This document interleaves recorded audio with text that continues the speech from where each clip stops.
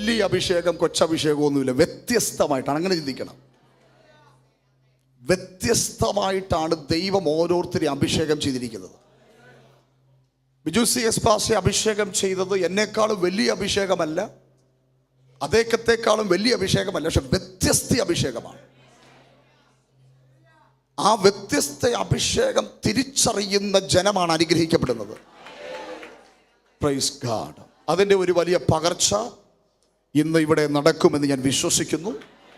പരിശുദ്ധാത്മാവ് ഇവിടെ പ്രവർത്തിച്ചു കൊണ്ടിരിക്കുകയാണ്. ആത്മാവിനോട് ചേർന്ന് ഞാനും നിൽക്കാൻ ആഗ്രഹിക്കുകയാണ്. പകലും രാത്രിയിലും നിങ്ങളെ ശുശ്രൂഷിപ്പാൻ ഒരു തിരുവെഴുത്തിലേക്ക് ഞാൻ പ്രാരംഭത്തിൽ നിങ്ങളുടെ ശബ്ദങ്ങളെ കൊണ്ടുവരുന്നു. വേദപുസ്തകത്തിലെ അവസാനത്തെ പുസ്തകമാണ് വെളിപ്പാട് പ്രവചന പുസ്തകം, 4-ാമത്തെ അധ്യായം, അതിൻ്റെ 1-2 വാക്യങ്ങൾ. Revelation chapter 4 verse 1 and 2. അനന്തരം സ്വർഗ്ഗത്തിൽ ഒരു വാതിൽ തുറന്നിരിക്കുന്നത് ഞാൻ കണ്ടു. കാഹളനാദൻ പോലെ എന്നോട് സംസാരിച്ച് കേട്ട ആദ്യത്തെ ശബ്ദം എന്നോട്, ഇവിടെ കയറി വരിക, മേലാൽ സംഭവിക്കാനുള്ളത് ഞാൻ നിനക്ക് കാണിച്ചു തരാം എന്ന് കൽപ്പിച്ചു. ഉടനെ ഞാൻ ആത്മവിവശനായി സ്വർഗ്ഗത്തിൽ ഒരു സിംഹാസനം വെച്ചിരിക്കുന്നതും സിംഹാസനത്തിൽ ഒരുവൻ ഇരിക്കുന്നതും കണ്ടു. എല്ലാവരും ആ വചനം കണ്ടെന്ന് വിശ്വസിക്കുന്നു.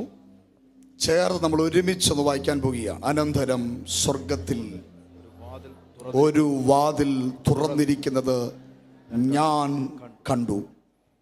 കാഹളനാദം പോലെ എന്നോട് സംസാരിച്ച് കേട്ട ആദ്യത്തെ ശബ്ദം എന്നോട്, ഇവിടെ കയറി വരിക, മേലാൽ സംഭവിപ്പാനുള്ളത് ഞാൻ നിനക്ക് കാണിച്ചു തരാമെന്ന് കൽപ്പിച്ചു. ഉടനെ ഞാൻ ആത്മവിവശനായി സ്വർഗത്തിലൊരു സിംഹാസനം വെച്ചിരിക്കുന്നതും സിംഹാസനത്തിൽ ഒരുവൻ ഇരിക്കുന്നതും കണ്ടു. വെളിപ്പാട് പുസ്തകത്തിൻ്റെ പശ്ചാത്തലങ്ങളിൽ നിന്നല്ല സംസാരിക്കുന്നത്. ഇത് ഉപവാസ പ്രാർത്ഥനയാണ്. ഈ വചനത്തിൻ്റെ ചില വെളിപ്പാടുകളിൽ നിന്നാണ് കർത്താവ് ഇന്ന് പകലും രാത്രിയിലും സംസാരിക്കാൻ പോകുന്നത്. എൻ്റെ പ്രാർത്ഥനാമുറിയിൽ പരിശുദ്ധാത്മാവ് എൻ്റെ കാതുകളിൽ കേൾപ്പിച്ച ഒരു ദൈവശബ്ദമുണ്ട്. ഈ 17-ാമത്തെ പകൽ കർത്താവ് സഭയ്ക്കു വേണ്ടി ചില വാതിലുകൾ തുറക്കും. എപ്പോഴും നിങ്ങൾ കേൾക്കുന്ന ഒരു പദമാകാം, പക്ഷേ ആ പദത്തിന് ഇന്ന് പകൽ വളരെ വ്യത്യസ്തതയുണ്ട്. ആ വ്യത്യസ്തതയിലേക്ക് ദൈവാത്മാവ് നിങ്ങളെ കൊണ്ടുപോകാൻ പോവുകയാണ്. കർത്താവ് വ്യക്തിപരമായ ജീവിതത്തിൽ ചില വാതിലുകളെ തുറക്കും. സഭയോടുള്ള ബന്ധത്തിൽ ദൈവം വാതിലുകളെ തുറക്കും. മിനിസ്ട്രിയോടുള്ള ബന്ധത്തിൽ ദൈവം വാതിലുകളെ തുറക്കും. ശുശ്രൂഷകന്മാരോടുള്ള ബന്ധത്തിൽ ദൈവം വാതിലുകളെ തുറക്കും. ഇന്ന് പകൽ അടയപ്പെട്ട സകല മേഖലകളെയും തുറക്കാൻ ശക്തനായവൻ്റെ കരം ഈ വചനം ഞാൻ സംസാരിച്ചു കൊണ്ടിരിക്കുമ്പോൾ തന്നെ അത് നിങ്ങളുടെ ജീവിതത്തിൽ സംഭവിക്കും. അവസാനത്തെ ഏതെങ്കിലും ഒരു സമയം നിങ്ങൾക്ക് വേണ്ടി പ്രാർത്ഥിക്കാനുള്ള ആഹ്വാനം ലഭിക്കുമ്പോഴല്ല, ഈ വചനം ഞാൻ പറഞ്ഞു തുടങ്ങുമ്പോൾ തന്നെ അത് സംഭവിക്കും.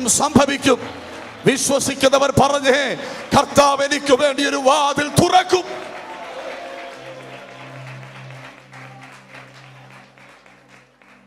ആ വലത് കരങ്ങളെ ഒന്ന് ഉയർത്തി പറഞ്ഞാട്ടെ. അന്ധകാരമാകറ്റി ആ മകൾ സ്നേഹം നിന്യനാമെന്നെ ചേർത്തണച്ചു. അന്ധകാരമാകറ്റി ആ മകൾ സ്നേഹം നിന്യനാമെന്നെ ചേർത്തണച്ചു. ഭാരങ്ങൾ നാടുവിൽ താങ്ങീതൻ കരത്തിൽ യേശുനാഥ അങ്ങനാശേ. ഭാരങ്ങൾ നാടുവിൽ താങ്ങീതൻ കരത്തിൽ യേശുനാഥ അങ്ങനാശേ. അന്ധകാരമകറ്റി ആ മകൾ സ്നേഹം നിന്യനാമെന്നെ ചേർത്തണച്ചു. അന്ധകാരമക അകറ്റി ആ മകൾ സ്നേഹം നിന്ദ്യനാമെന്നെ ചേർത്തണച്ചു. ഭാരങ്ങൾ നാടുവിൽ താങ്ങീതൻ കരത്തിൽ യേശുനാഥ അങ്ങനാശ്രയേ. ഭാരങ്ങൾ നാടുവിൽ താങ്ങീതൻ കരത്തിൽ യേശുനാഥ അങ്ങനാ. ആ കരങ്ങളൊന്ന് ഉയർത്തി. ഹല്ലേലൂയ, ആരാധനയ്ക്കു യോഗ്യൻ നീ. ഹല്ലേലൂയ, മരണത്തെ ജയിച്ചവനെ. ഹല്ലേലൂയ, ആരാധനയ്ക്കു യോഗ്യൻ നീ. ഹല്ലേലൂയ, മരണത്തെ ജയിച്ചവനെ. എൻ ചങ്ങലകൾ തകർത്തു ദേവാ നിൻ നാമത്തിൽ രക്ഷ. യേശുനാഥ അങ്ങനാശ്രയേ. ഹല്ലേലൂയ, ആരാധനയ്ക്കു.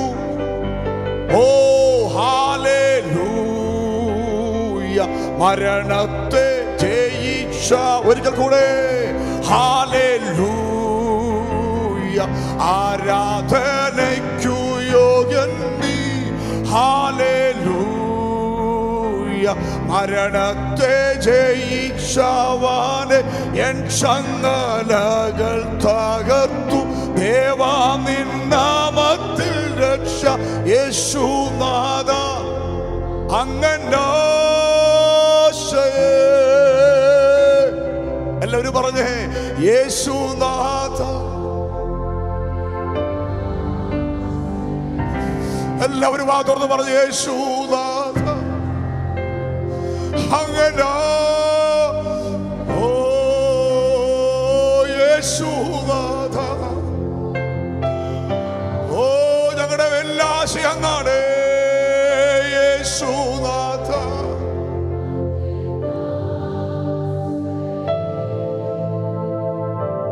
ഞങ്ങളുടെ എല്ലാ ആശയും ഞങ്ങളുടെ എല്ലാ പ്രതീക്ഷയും കർത്താവാണ്. ഞങ്ങൾ അങ്ങയുടെ കരത്തിലേക്കാണ് നോക്കുന്നത്. അങ്ങയുടെ പാദപീഠത്തിലാണ് ഇരിക്കുന്നത്. നിറപ്പാൻ അങ്ങ് ശക്തനാണ്. പകരാൻ അങ്ങയുടെ പക്കൽ ഉണ്ട്. ആ നിറവിന്റെ പൂർണ്ണതയ്ക്കായി ഞങ്ങൾ യാചിക്കുന്നു യേശു കർത്താവിന്റെ നാമത്തിൽ തന്നെ.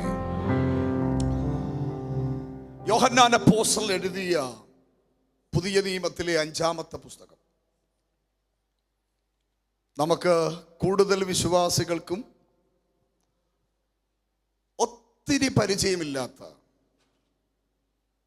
ദിനംപ്രതിയുള്ള ദൈവവചന വായനയിൽ സ്ഥിരം ഒരു പക്ഷേ വായിക്കാത്ത ഒരു പുസ്തകമാണ് വെളിപ്പാട് പുസ്തകം. എന്നോട് സംസാരിച്ചു എന്ന് നമ്മൾ പലപ്പോഴും പറയുന്ന പല തിരുവെഴുത്തുകളും ഉണ്ട്. ഞാനിവിടെ വെളിപ്പാട് പുസ്തകം നിങ്ങൾ എടുത്തപ്പോൾ ഞാൻ ശ്രദ്ധിക്കുകയായിരുന്നു, ചിലർ ഊതുന്നത് കണ്ടു. കാര്യം പേപ്പർ പോലും ഇതുവരെ എന്ത് ചെയ്തിട്ടില്ല, പേപ്പർ പോലും ചിലത് ഇളകിയിട്ടില്ല. 91-ാം സങ്കീർത്തനം ഊതണ്ട, തുറക്കുമ്പോൾ ഇഞ്ഞ് വരും. അതിന് വായുണ്ടേ കരയും. അതുപോലെ നമ്മളൊരു പരുവാക്കി വെച്ചിരിക്കുകയാണ്. 91, 23 ഒരു പരുവത്തി ഇരിക്കുകയാണ്. എന്തുവായിക്കോട്ടെ, സ്തോത്രം. യോഹന്നാൻ എന്ന ദൈവമനുഷ്യൻ എഴുതിയ പുസ്തകങ്ങളിൽ നമുക്ക് ഏറ്റവും അടുത്തൊരു പക്ഷേ പരിചയമുള്ളത് യോഹന്നാന്റെ സുവിശേഷമാണ്. പിന്നെ കുറച്ചും കൂടെ പരിചയമുള്ളത് യോഹന്നാൻ എഴുതിയ ലേഖനങ്ങളാണ്. തീരെ പരിചയമില്ലാത്തത് രാജ്യമേത്ര പാസൊക്കെ ഭയങ്കര പരിചയം. വെളിപ്പാട് പുസ്തകവും ദാനിയേലും ഒക്കെ. ഇന്നലെ ആ ദൈവമനുഷ്യനായിരുന്നു ഞാൻ പറഞ്ഞത് കിട്ടും. വെളിപ്പാട് പുസ്തകം തീരെ നമുക്ക് പരിചയമില്ലാത്തൊരു പുസ്തകമാണ്. എന്നാൽ ആ പരിചയം വേണ്ടതുപോലെ ഇല്ലാത്ത ആ പുസ്തകത്തിൽ നിന്നൊരു വാക്യമാണ് പരിശുദ്ധാത്മാവ് എന്നോട് സംസാരിക്കാൻ ഏൽപ്പിച്ചത്. ഞാൻ ഈ വെളിപ്പാട് പുസ്തകം ധ്യാനിക്കുമ്പോൾ, കാര്യം എപ്പോഴും ഈ ഫാസ്റ്റിംഗ് പ്രയർ, ഉപവാസ പ്രാർത്ഥനകളിൽ ഒരു മെസ്സേജ് അല്ലെങ്കിൽ ഒരു പ്രസംഗം എന്നതിനേക്കാളും അപ്പുറം ഞങ്ങളെപ്പോലുള്ള ദൈവദാസന്മാർക്ക് വെളിപ്പാട് പറയാനാണ് ഇഷ്ടം. കാര്യം വെളിപ്പാടാണ് ദൈവജനത്തെ സ്പർശിക്കുന്നത്, ദൈവജനത്തെ വിടുവിക്കുന്നത്. സ്തോത്രം. അതുകൊണ്ട് തന്നെ ദൈവസന്നിധിയിൽ പ്രാർത്ഥിക്കുമ്പോൾ പരിശുദ്ധാത്മാവ് പല വെളിപ്പാടുകളും വെളിപ്പെടുത്തും.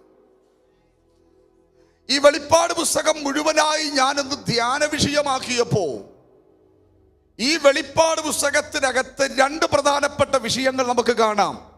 ഒന്ന് ചിലതിൻ്റെയൊക്കെ അവസാനം, ചിലതിൻ്റെയൊക്കെ ആരംഭം. സ്തോത്രം. എന്തിൻ്റെയൊക്കെ അവസാനമാണ്? സാത്താന്റെ അവസാനം, അന്തിക്രിസ്തുവിന്റെ അവസാനം, കള്ളപ്രവാചകന്റെ അവസാനം, മരണത്തിന്റെ അവസാനം, ശാപത്തിന്റെ അവസാനം, രാത്രിയുടെ അവസാനം. അങ്ങനെ തുടരും ആ അവസാനങ്ങൾ. അങ്ങനെയെങ്കിൽ ഇന്ന് 17ാമത്തെ പകൽ എത്ര പേർ വിശ്വസിക്കുന്നുണ്ട്? ഈ വെളിപ്പാട് പുസ്തകത്തിനകത്ത് വ്യാപരിക്കപ്പെട്ട പരിശുദ്ധാത്മാവ് തുടർന്നുകൊണ്ട് നിന്ന ചില മേഖലകളെ അവസാനിപ്പിച്ചെങ്കിൽ, മനസ്സിലാകുന്നവർക്കായി സ്തോത്രം. നിന്റെ മേലും നിന്റെ കുടുംബത്തിലെ മേലും വാഴുന്ന ചില ഇരുട്ടിന്റെ അധികാരങ്ങളെ, ചില മരണത്തിന്റെ ശക്തികളെ യേശുവിന്റെ അധികാരമുള്ള നാമത്തിൽ, ചില രാത്രിയുടെ അനുഭവങ്ങളെ, ചില ശാപത്തിന്റെ വ്യാപാരങ്ങളെ ഇന്നത്തെ ദിവസം അവസാനിപ്പിക്കാൻ ഇവിടെ വ്യാപരിക്കുന്ന ഒരു കരമുണ്ടെന്ന് ഇന്നലെയും പറഞ്ഞ പാസ് ഇങ്ങനെ പറഞ്ഞു, ഒന്നും നടന്നില്ല. അതുകൊണ്ട് ഇന്ന് പറഞ്ഞ പാസ് പറയുമ്പോ ഞാൻ മിണ്ടത്തില്ലെന്നല്ല, ഇന്നലെ നടക്കാത്തത് ഇന്നും നടക്കുമെന്ന് പറയാൻ.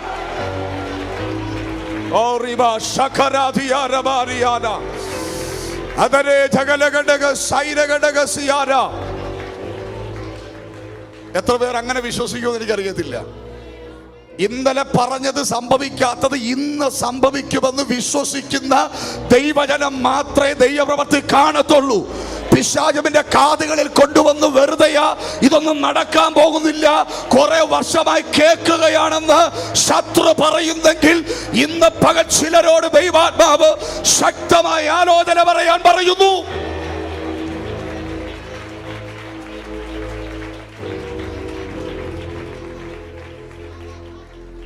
ഹല്ലേലൂയ. ചിലതിൻ്റെയൊക്കെ അവസാനമായിരുന്നെങ്കിൽ ചിലതിൻ്റെ ആരംഭമായിരുന്നു. സഹസ്രാബ്ദ വാഴ്ചയുടെ ആരംഭമായിരുന്നു. പുതിയ ആകാശവും പുതിയ ഭൂമിയുടെ ആരംഭമായിരുന്നു. നിത്യതയുടെ ആരംഭമായിരുന്നു. അങ്ങനെയെങ്കിൽ ചിലതിന്റെ ആരംഭങ്ങളെ ജീവിതത്തിൽ കൽപ്പിക്കാൻ ഇന്നത്തെ ദിവസം ദൈവാത്മാവ് പ്രയോജനപ്പെടുത്തുമെന്ന് ഞാൻ പ്രാരംഭത്തിൽ ദൈവസഭയോട് ഒരു അരുളപ്പാട് വിളിച്ചു പറയുന്നു.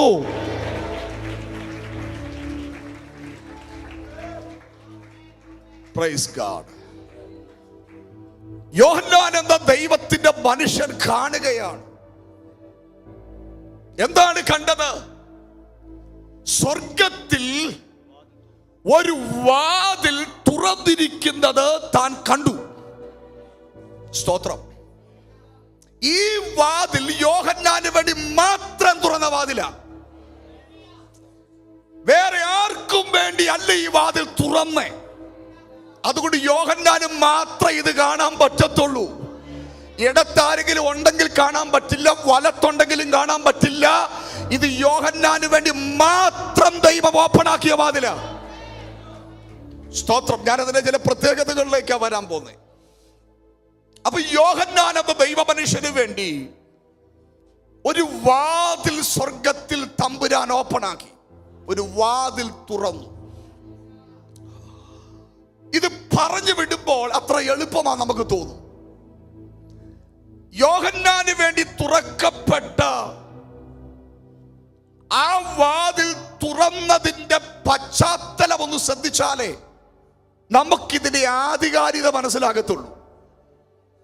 ഏത് പശ്ചാത്തലത്തിലാണ് യോഹന്നാന്റെ മുമ്പിൽ സ്വർഗത്തിൽ തമ്പുരാൻ ഈ വാതിൽ തുറന്നത്? ആ പശ്ചാത്തലമാണ് 1-ാം അധ്യായം 9-ാമത്തെ വാക്യത്തിൽ നമുക്ക് കാണാൻ പറ്റുന്നേ. അത് പറഞ്ഞ് ഞാൻ അടുത്ത വിഷയത്തിലേക്ക് പ്രവേശിക്കാൻ പോവുക. അവിടെ ഞാൻ നിൽക്കത്തില്ല. 1-ാം അധ്യായം 9-ാമത്തെ വാക്യത്തിനകത്ത് പറയുന്നു, നിങ്ങളുടെ സഹോദരനും യേശുവിന്റെ കഷ്ടതയിലും രാജ്യത്തിലും സഹിഷ്ണുതയിലും കൂട്ടാളിയുമായ യോഹന്നാൻ എന്ന ഞാൻ ദൈവവചനവും യേശുവിന്റെ സാക്ഷ്യവും നിമിത്തം പത്മോസ് എന്ന ദ്വീപിലായിരുന്നു. ഒത്തിരി കേട്ട് തഴമ്പിച്ച് കേട്ട് പരിചയമുള്ള ഭാഗങ്ങളൊക്കെ തന്നെയാ ഇന്ന് പകൽക്കാലവും സംസാരിക്കുന്നത്. ശ്രദ്ധിച്ചേ, ഏത് പശ്ചാത്തലത്തിലാണ് ഈ വാതിൽ തുറന്നതെന്നും മനസ്സിലാക്കാൻ പറ്റിയ ഒരു വാക്യമാ 1-ാമത്തെ 9-ാമത്തെ വാക്യം. അവിടെ ഒരു സ്ഥലത്തെ കുറിച്ച് പറയുന്നു, അവിടെ ഒരു ദ്വീപിനെ കുറിച്ച് പറയുന്നു. ആ ദ്വീപിന്റെ പേര് പത്മോസ് എന്ന ദ്വീപിന്റെ പേര്. എഫെസോസിന്റെ തെക്ക് പടിഞ്ഞാറായി സ്ഥിതി ചെയ്യുന്ന ഈജിയൻ കടലിലുള്ള ഒരു ദ്വീപായിട്ടാണ് ഈ ദ്വീപിനെ കാണുന്നത്. ആൾപ്പാർപ്പില്ലാത്ത, ജനവാസമില്ലാത്ത ഒരു ദ്വീപ്. ആ ദ്വീപിനെ ആ കാലഘട്ടത്തിലെ ഗവൺമെന്റ്, ചക്രവർത്തിമാർ എന്തിനു വേണ്ടി ഉപയോഗിച്ചുകൊണ്ടിരുന്നു എന്ന് തിരുവെടുത്ത് പഠിക്കുന്നവർക്ക് നന്നായിട്ടറിയാം. രാജദ്രോഹ കുറ്റം ചുമത്തുമെന്നതിനെ പച്ചയായി കൊണ്ടിട്ട് കൊന്നുകളയുന്ന ഒരു ദ്വീപായിട്ട് ആ ദ്വീപിനെ ചരിത്രം പഠിക്കുമ്പോൾ മനസ്സിലാകുന്നത്. ശ്രദ്ധിച്ച്, അതെല്ലാം വിട്ടേരെ. ഓരോ പ്രസംഗകര് അവർക്ക് കിട്ടുന്ന ആശയങ്ങൾ അനുസരിച്ച് ആ ദ്വീപിന്റെ ഭയാനകത, ആ ദ്വീപിന്റെ ഭീകരത ഇങ്ങനെ വിശദീകരിക്കാറുണ്ട്. അതിലേക്കൊന്നും ഞാൻ പോകുന്നില്ല. ശ്രദ്ധിച്ചു കേട്ടാൽ അവിടെ പറയുന്നത് ഇതൊരു ദ്വീപാണ്. ദ്വീപെന്ന് പറഞ്ഞാൽ എന്താണെന്ന് എറണാകുളംകാർക്ക് പെട്ടെന്ന് മനസ്സിലാക്കാൻ പറ്റും. ദ്വീപെന്ന് പറഞ്ഞാൽ 4 ഭാഗവും വെള്ളത്താൽ ചുറ്റപ്പെട്ട് കിടക്കുന്ന ഒന്നിനെയാണ് ദ്വീപെന്ന് പറയുന്നത്. 4 ഭാഗവും വെള്ളത്താൽ ചുറ്റപ്പെട്ട് കിടക്കുന്ന ഒരു സ്ഥലം. അങ്ങനെയെങ്കിൽ ശ്രദ്ധിച്ചു കേട്ടെ, ഈ ദ്വീപും 4 ഭാഗവും വെള്ളത്താൽ ചുറ്റപ്പെട്ട് കിടക്കുന്ന സ്ഥലമാണ്. ഈ ദ്വീപിൽ ഇപ്പോൾ കിടക്കുന്ന യോഹന്നാന് രക്ഷപ്പെടാൻ ഒരു സാധ്യതയും അവിടെ ഇല്ല. കാര്യം, കൽപ്പന പുറപ്പെടുവിച്ചത് അവൻ സാധാരണക്കാരനല്ല, ഡൊമിനീഷ്യൻ ചക്രവർത്തിയാണ്. അതുകൊണ്ട് ഒരു വിധത്തിൽ പോലും ഈ മനുഷ്യന് അവിടെ നിന്ന് രക്ഷപ്പെടാൻ ഒരു സാധ്യതയുമില്ല. അങ്ങനെ ഒരു സാധ്യതയുമില്ലാത്ത 4 ഭാവങ്ങളും വെള്ളത്താൽ ചുറ്റപ്പെട്ട് കിടക്കുന്ന ആ ദ്വീപിൽ ഈ മനുഷ്യൻ കിടക്കുമ്പോഴാണ് തമ്പുരാൻ ഒരു വാതിൽ തനിക്ക് വേണ്ടി തുറക്കുന്നത്. ഇന്ന് പകൽ ഞാൻ ദൈവാത്മാവിൽ പറയട്ടെ, തമ്പുരാൻ വാതിൽ തുറക്കുന്നത് എല്ലാ വാതിലുകളും അടയുമ്പോഴാണ്.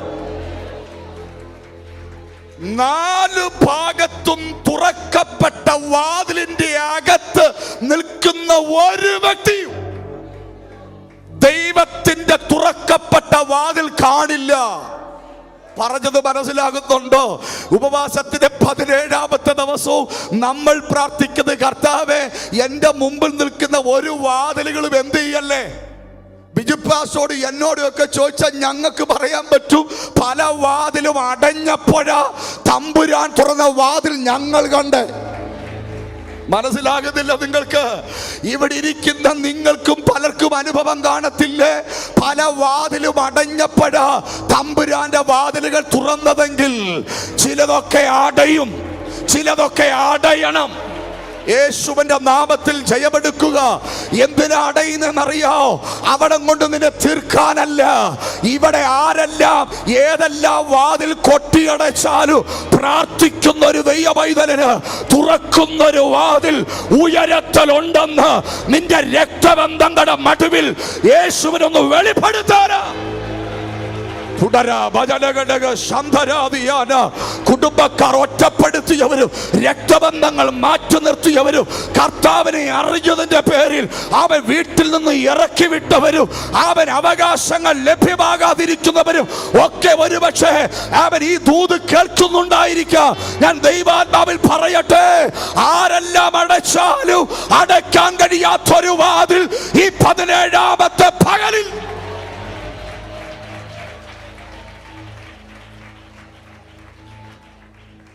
അവിടെയും നിൽക്കുന്നില്ല. അവിടെയും നിൽക്കാൻ സമയം പോരാ. യോഹന്നാൻ എന്ന ദൈവമനുഷ്യന് തുറക്കപ്പെട്ട ഈ വാതിലിന്റെ പ്രത്യേകത എന്തിനു വേണ്ടിയാണ് യോഹന്നാന് വേണ്ടി ഈ വാതിൽ തുറന്നത്? ഒരു മനുഷ്യൻ പോലും സ്വപ്നത്തിൽ എത്തണം എന്ന് ആഗ്രഹിക്കാത്ത ഒരു സ്ഥലത്താ ബിജുപ്പാസ യോഹന്നാൻ കിടക്കുന്നത്. എനിക്കറിയത്തില്ല യോഹന്നാനോട് ഇന്നലകളിൽ ഏതെങ്കിലും പ്രവാചകൻ തലേ കൈവച്ച് ഇങ്ങനൊരവസ്ഥയിലൂടെ പോകുമെന്ന് പ്രവചിച്ചിട്ടുണ്ടോ എന്ന് എനിക്കറിയില്ല. നിങ്ങൾക്ക് പറഞ്ഞ് മനസ്സിലാകുമെന്ന് എൻ്റെ വിശ്വാസം. മുൻകൂട്ടി ദൈവം ഒരു അരുളപ്പാട് തന്നാൽ ഏറ്റെടുത്ത് പ്രാർത്ഥിക്കാം. അല്ലെങ്കിൽ നമുക്കറിയാം മനസ്സ് അതിനു വേണ്ടി ഒരുക്കപ്പെടും. കാര്യം എന്താ? എൻ്റെ സ്ഥലം കൊട്ടാരക്കര ഓടനാവട്ടം കേട്ടിട്ടുണ്ടോ? ഓടനാവട്ടം സ്ഥലം കേട്ടിട്ടുള്ള കരം ഉയർത്തിയാട്ടെ. കേൾക്കാൻ വലിയ സ്ഥലമൊന്നുമല്ല.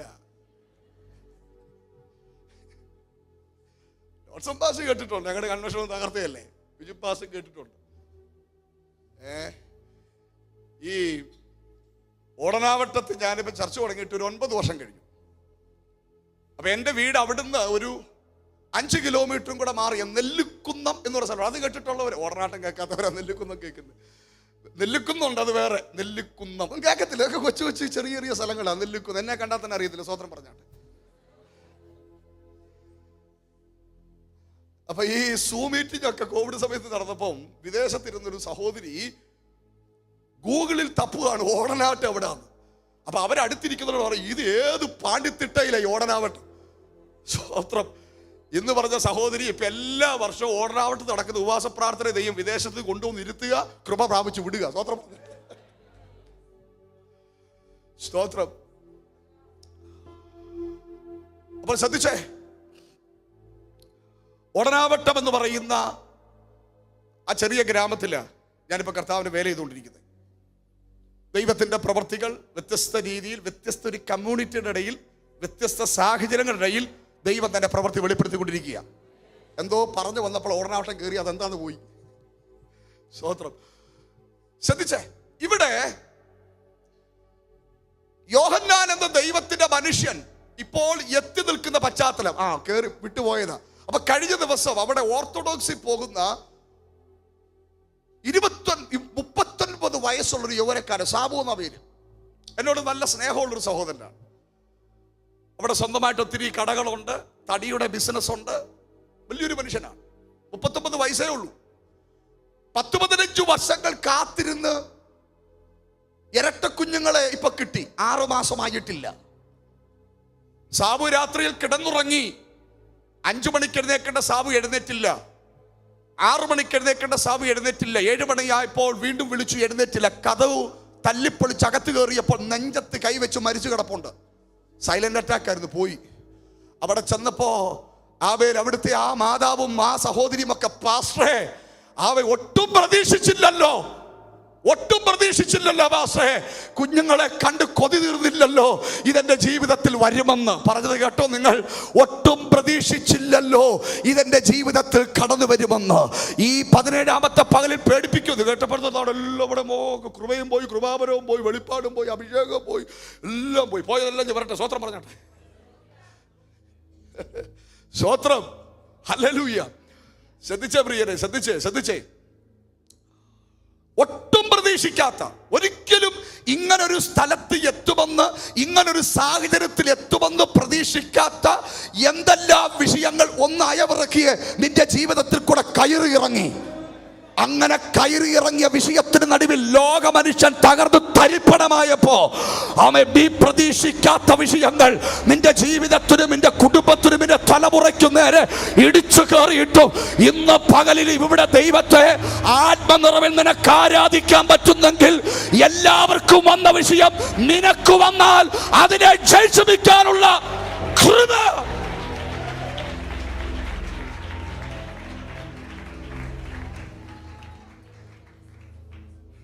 ഞാൻ കർത്താവിൻ്റെ വേലയിൽ എനിക്ക് മെസ്സേജ് പറയുമ്പോൾ സാക്ഷി പറയാൻ താല്പര്യമില്ലെങ്കിലും ചില സമയത്ത് കയറി വരും പാസ്.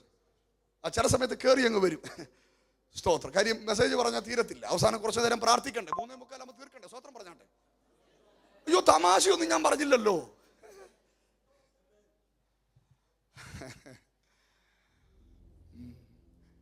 ഞാൻ കർത്താവിൻ്റെ വേലയിൽ 3-ാം തലമുറയാണ്. പാരമ്പര്യം പറയാൻ നിൽക്കുകയല്ല, ഒരു കാര്യമില്ല അതിനകത്ത്. 5 പൈസയ്ക്ക് കാര്യം പാരമ്പര്യത്തിനകത്തില്ല. 3rd ജനറേഷനാണ്. എൻ്റെ വല്യപ്പച്ചൻ പെന്തക്കോസ്ത് സമൂഹത്തിൽ ആദ്യകാല സുവിശേഷകന്മാരുള്ള ആളാണ്. പ്രത്യേകിച്ച് IPC പോലുള്ള പ്രസ്ഥാനത്തിന് ആദ്യകാല CM ജോൺ, അപ്പനുദ്ദേശി എന്ന് വിളിക്കണം, അപ്പനുദ്ദേശി, ബഹുമാനാർത്ഥം. പണ്ട് ചെരുപ്പൊന്നും വിടാതെ ജൂബയൊക്കെ ഇട്ട് നടക്കുന്ന പണ്ടത്തെ അപ്പച്ചന്മാരെ കണ്ടിട്ടുണ്ടോ? അതോ ടൈയും കോട്ട് മാത്രമേ കണ്ടിട്ടുള്ളൂ? അങ്ങനെ അപ്പച്ചനായിരുന്നു എൻ്റെ വല്യപ്പച്ചൻ CM ജോൺ. അതുകൊണ്ടാണ് എൻ്റെ പേരിന് കൂടെ ബിന്നി ജോൺ എന്ന് പേര് വീണത്. എൻ്റെ പിതാവിൻ്റെ പേര് കൃഷ്ണകുമാർ എന്നാണ്. എൻ്റെ പേരിന് കൂടെ കൃഷ്ണയും ഇല്ല, കുമാറും ഇല്ല. എന്നെ സ്കൂളിൽ കൊണ്ട് ചേർത്തതിൻ്റെ മമ്മി ആയതുകൊണ്ട് മമ്മിയുടെ അപ്പൻ്റെ ഓർമ്മ നിലനിൽക്കാൻ എൻ്റെ പേരിൻ്റെ അപ്പച്ചൻ്റെ പേരും കിട്ടും. അന്ന് പിന്നെ അപ്പൻ്റെ പേര് വേണമെന്നൊന്നും ഇല്ല, നിർബന്ധമില്ല. എൻ്റെ പിതാവ് ഒരു നായർ സമുദായത്തിൽ നിന്നാണ് കർത്താവിലേക്ക് വന്നത്. സമയമുണ്ടെങ്കിൽ പിന്നെ നിയോഗത്തോടെ പകലും രാത്രിയോടൊക്കെ പറഞ്ഞോളാം. സ്തോത്രം. അപ്പം ഞാൻ ഇദ്ദേഹത്തിൻ്റെ സാക്ഷിയൊക്കെ കേൾക്കും, ഇങ്ങനെ ചിന്തിക്കും, എന്നിട്ടും ഈ മനുഷ്യൻ ജീവിച്ചിരിക്കുന്നുണ്ടോ എന്ന്. ഇപ്പം മരിച്ചു, ഒരു 6 വർഷത്തിന് മുമ്പ് അപ്പുറത്തെ അറ്റാക്ക് വന്ന് മരിച്ചത്. കർത്താവ് അതുപോലെ കേരളക്കരയിൽ ഉപയോഗിച്ചൊരു മനുഷ്യനാണ്. കൃഷ്ണകുമാർ ദാസോട് ഒരു കാലഘട്ടം കേരളക്കരയിൽ ഉണ്ടായിരുന്നു. അതുപോലെ ഉപയോഗിച്ചൊരു മനുഷ്യനാണ്. സ്തോത്രം. ശ്രദ്ധിച്ചു കേട്ടെ, എത്ര ഉപദ്രവങ്ങൾ താന് പറയുമ്പോൾ സാക്ഷ്യത്തിൽ ഞാൻ കേട്ടിട്ടുണ്ട്. തമിഴ്നാട്ടിൽ ഒരു കൺവെൻഷൻ പ്രസംഗം കഴിഞ്ഞ് താൻ ഇറങ്ങി അവിടെ വിശ്രമിച്ച അടുത്ത ദിവസം അവിടെയുള്ളൊരു ആറ്റിലേക്ക് കുളിക്കാൻ പോകുമ്പോൾ സമൂഹ വിരോധികൾ തന്നെ പിടിച്ച് നന്നായിട്ട് ഉപദ്രവിച്ചിട്ട് ഒരു വലിയ പാറയോട് ചേർത്ത് എൻ്റെ പിതാവിനെ ചേർത്ത് കെട്ടിയിട്ട് അവര് പച്ച മല വായ്ക്കകത്തോട്ട് ഇടിച്ചു കയറ്റിയിട്ട് പറഞ്ഞു, ഇന്നലെ നീ പ്രസംഗിച്ച യേശുവിന്റെ ശരീരമാ തിന്നടാന്ന് പറഞ്ഞു. പച്ചമൂത്രം വായ്ക്കകത്തേട്ട് ഒഴിച്ചിട്ട് പറഞ്ഞു, ഇന്നലെ നീ പ്രസംഗിച്ചില്ലേ സ്റ്റേജിൽ, യേശുവൻ രക്തമാ കുടിച്ചോടാന്ന് പറഞ്ഞു. പച്ചമലം വായ്ക്കകത്ത് കുത്തിക്കയറ്റി, അവൻ പച്ചമൂത്രം വായ്ക്കകത്തേക്ക് കുത്തിക്കയറ്റി ആ വലിയ പാറയോട് ചേർത്ത് കെട്ടിയിട്ട് ആ വലിയ ആറ്റിലേക്ക് ഉരുട്ടി തള്ളിയിടാമായി ഭാവിച്ചിരിക്കുമ്പോൾ തൊട്ടുമുകള റോഡിൽ കൂടി ഒരു പോലീസ് വാഹനം പോകുന്നത് കണ്ടത്. ഇവർ ചിന്തിച്ചു, ആരോ ഇത് കണ്ടിട്ട് പോലീസുകാരെ അറിയിച്ചു വരിക. അവർ വന്നതല്ല, അവർ അതുവഴി പാസ് ചെയ്തു പോയതാ. എൻ്റെ പിതാവിനെ ഇട്ടിട്ട് അവർ ഓടിപ്പോയി, അവർ രക്ഷപ്പെട്ടു പോയി. ചില സെക്കൻഡുകൾ കഴിഞ്ഞപ്പോ ആ ഉയർച്ച ഹൈറ്റിൽ വളരെ വളരെ ഷോർട്ടായ ഒരു മനുഷ്യൻ, എൻ്റെ പിതാവ് പറഞ്ഞു അങ്ങനെ ഒരു മനുഷ്യനെ പിന്നെ കണ്ടിട്ടില്ല. വളരെ ചെറിയ ഒരു മനുഷ്യൻ, നീളത്തിൽ വളരെ കുറവുള്ളൊരു മനുഷ്യൻ എൻ്റെ പിതാവിന്റെ അടുക്കൽ വന്നിട്ട് ആ കെട്ടെല്ലാം അഴിച്ച് കയ്യെ പിടിച്ച് ആറ്റിക്കൊണ്ടുപോയി. അവൻ മുഖവും വായും എല്ലാം കഴിപ്പിച്ചിട്ട് പറഞ്ഞു, നീ കൺവെൻഷൻ സ്ഥലത്തേക്ക് പൊയ്ക്കോ, ഇപ്പൊ ഈ സംഭവിച്ച കാര്യം ഞാൻ പറയുന്നത് വരെ ആരോടും പറയരുത്. അപ്പോഴാണ് എൻ്റെ പിതാവിന് മനസ്സിലായത് തമ്പുരാൻ ഇറങ്ങി വന്നതാ. ഇന്ന് പകൽ ഞാനിത് പറയുമ്പോൾ ഇവിടെ എന്നെയും നിങ്ങളെ ശുശ്രൂഷിക്കാൻ ദൈവത്തിന്റെ ദൂതന്മാർ യേശുവിന്റെ നാമത്തില് ഡെലിവറൻസ് ചർച്ചിനകത്ത് ഇറങ്ങുന്നത് ഞാൻ ഇവിടെ വർഷിപ്പ് ചെയ്തുകൊണ്ടിരുന്നപ്പോൾ ശക്തമായി ഞാൻ കണ്ടു. അത് കണ്ടപ്പോൾ ഞാൻ അവിടുന്ന് എഴുന്നേറ്റ് നിന്നത്, തമ്പുരാന്റെ ദൂതന്മാർ ഈ ചർച്ചിനകത്ത് നമ്മെ ശുശ്രൂഷിക്കാൻ ഇറങ്ങി നിൽക്കുന്നത്. അത് ചിലരുടെ അരികിലേക്ക് ഇന്ന് പകൽ കടന്നു വരും.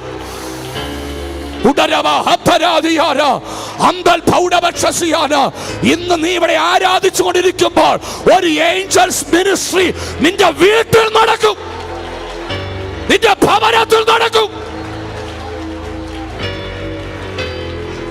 വിശ്വസിക്കുന്നവരുണ്ടെങ്കിൽ ആർത്തു വിളിച്ച് ദൈവത്തെ സ്തുതിച്ചാട്ടെ.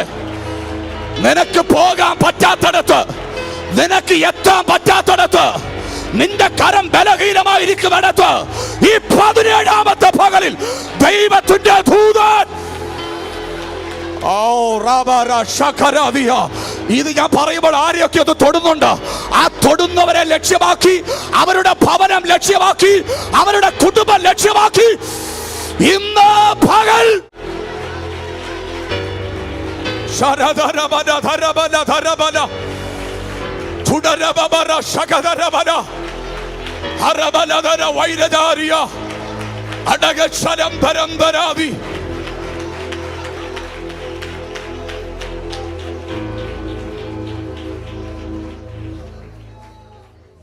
നിങ്ങൾ ശ്രദ്ധിക്കുന്നുണ്ടോ?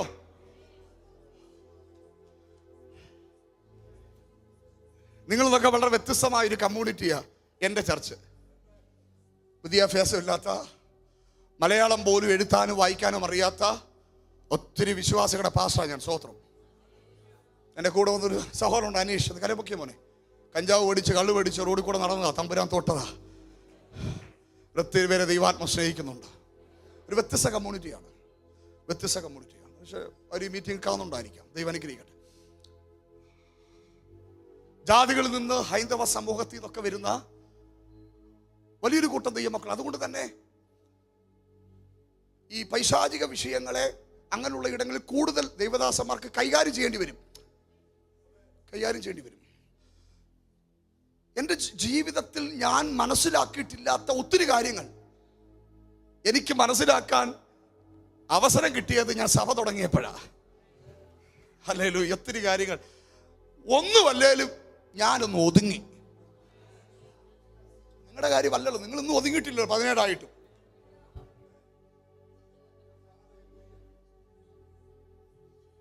ജോസഫ് പാസ്റ്റർ ഒന്നുമല്ലേലും ഞാനൊന്ന്.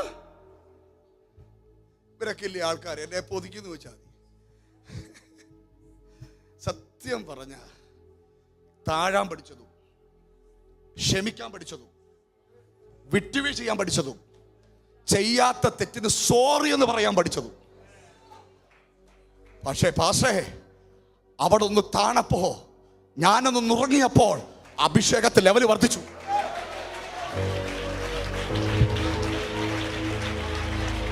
ഓ റബബ ശതരാവി.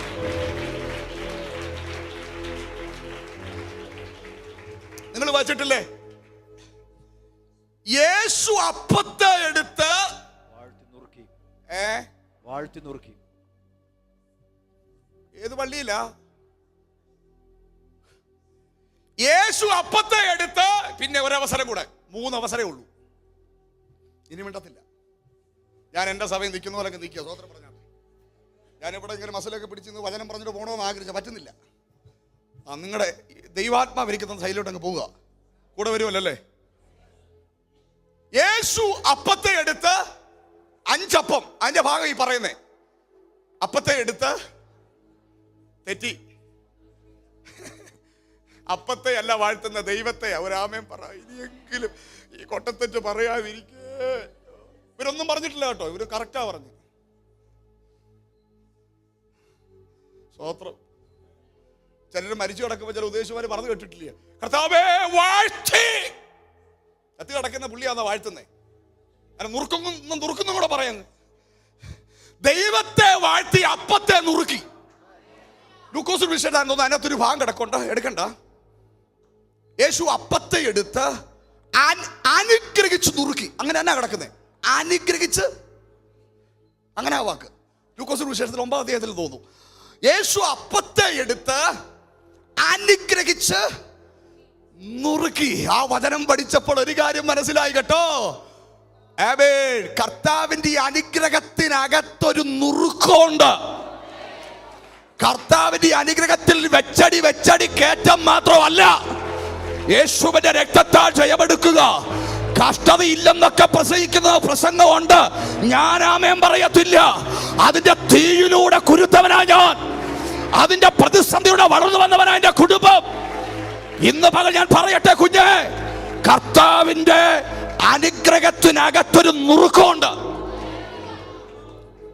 ആരെങ്കിലും വിശ്വസിച്ചോ? നിവാസ കർത്താവ് അനുഗ്രഹിച്ചിട്ട് ഈ അപ്പത്തെ നുറുക്കി എന്ന് പറഞ്ഞാൽ, നുറുക്കുക എന്ന് വെച്ചാൽ എന്താ? നുറുക്കിയപ്പോ അതിന്റെ രൂപം പോയി, അതിന്റെ സ്റ്റൈല് പോയി, അതിന്റെ ഗമണ്ട് പോയി, അതിന് എല്ലാം പോയി. ഇപ്പൊ എന്തുവാ സൈസ് എന്ന് പോലും കേൾക്കുന്നുണ്ടോ? ഞാൻ ചോദിച്ചു, കർത്താവ് ഇതെന്നാ പരിപാടി? കർത്താവ് പറഞ്ഞു, മോനെ എന്റെ അനുഗ്രഹത്തിനകത്ത് നുറുക്കമുണ്ട്. അപ്പൊ ഞാൻ ചോദിച്ചു, നുറുക്കം മാത്രമേ ഉള്ളൂ? അല്ല, അത് കഴിഞ്ഞൊരു വർധനമുണ്ട്. യേശുവിന്റെ നാമത്തിൽ അത് കഴിഞ്ഞിട്ടൊരു വർധനമുണ്ട്. ഇവിടെ നുറുങ്ങിയത് കൊണ്ട് ഇവിടെ ഒരു വർധനമുണ്ടായേ.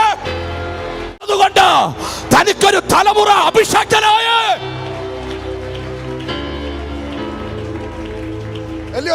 അതല്ലേ എടുക്കുന്നേ? ലൂക്കോസ് 9-ലല്ലേ? അവൻ ആഞ്ചപ്പവും 2 മീനും എടുത്ത് കൊണ്ട് സ്വർഗത്തേക്ക് നോക്കി അവയെ അനുഗ്രഹിച്ചു നുറുക്കി. രക്ഷപ്പെട്ടെ. എന്റെ ബൈബിളിലല്ല, ആ ബൈബിൾ ഉണ്ടല്ലോ. ഒന്നും കൂടെ വായിച്ചു, അത് മാത്രം ഒന്ന് വായിച്ച്. അവൻ ആഞ്ചപ്പവും 2 മീനും എടുത്തുകൊണ്ട് സ്വർഗത്തേക്ക് നോക്കി അവയെ അനുഗ്രഹിച്ചു നുറുക്കി. എന്തോ ഇപ്പഴാ തെളിഞ്ഞ്. ഉദ്ദേശിച്ച് വെറുതെ പറയാന്ന് വെച്ചല്ലേ? അല്ല, അനുഗ്രഹിച്ച്. ഉറക്കെ പറ. മുറുക്കിയെന്ന് മാത്രമല്ല, അനുഗ്രഹിച്ച് നമ്മൾ ഈ കർത്താവിന്റെ അനുഗ്രഹം വെച്ചടി കയറ്റം മാത്രം കാണുന്നേ. അത് പിന്നീടാ. സ്വതന്ത്രം പറഞ്ഞാട്ടെ, ആദ്യം ആരും അറിയാതെ കർത്താവ് നിന്നെ നുറുക്കും. നിന്റെ രൂപവും നിന്റെ ഭാവവും നിന്റെ സ്റ്റൈലും നിന്റെ ഗവൺമെന്റും നിന്റെ തലക്കനോ നിന്റെ മസിലും എടുത്തു എല്ലാം ദൈവം ഒന്ന് പൊട്ടിച്ചു. ഹല്ലേലൂയ.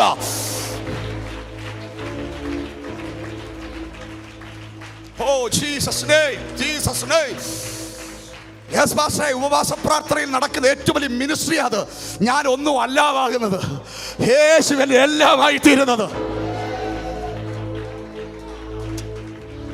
എൻ്റെ ഒരു സ്നേഹിതൻ പാസ്റ്റർ റിജു എന്ന പേര്, പാസ്റ്റർ റിജു, കേരളത്തിൽ നമ്മളെ പോലെ പൊതു ശുശ്രൂഷയിൽ വളരെ ശക്തമായി ഓടിക്കൊടുത്ത ദൈവദാസനാണ് പാസ്റ്റർ റിജു കൊട്ടാരക്കര. അതിൻ്റെ അറ്റത്തുള്ള പേര് ഞാൻ ഓർക്കുന്നില്ല. നന്നായിട്ട് കർത്താവിന് വചനം പറയുന്ന ദൈവദാസന കേട്ടോ. ഒരു ദിവസം പാസ്റ്റർ എന്നെ വിളിച്ച് പറയുക, എന്നോട് വലിയ സ്നേഹം, എന്നെ വിളിച്ച് പറയാം, പാസ്റ്റർ ഞങ്ങളെ അടുത്ത ആഴ്ചയിലെ ഒറീസയ്ക്ക് പോവുക കുടുംബമായിട്ടും. ഞാൻ ചോദിച്ചു വിസിറ്റിങ്ങിനോ? അല്ല, ശുശ്രൂഷ ഏറ്റെടുത്ത് ആ ഗ്രാമങ്ങളിൽ ശുശ്രൂഷിക്കാൻ. ഞാൻ ചോദിച്ചു നല്ലോണം പ്രാർത്ഥിച്ചിട്ടാണോ പോന്നേ?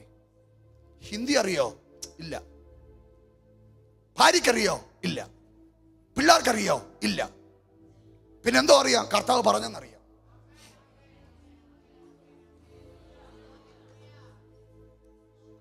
തമ്പുരാൻ കൊടുത്ത നിയോഗത്തോടെ ചെന്നു. അപ്പം ചെന്നിട്ട് ഒരു 5-6 വർഷം കഴിഞ്ഞ് കാണും. എവിടെ അദ്ദേഹം എനിക്ക് ഒരു മാസം കഴിഞ്ഞപ്പോൾ കുറച്ച് വീഡിയോസ് അയച്ചു തന്നു. പാസേ ഞാൻ കണ്ട് കുത്തിയിരുന്ന് കരഞ്ഞു.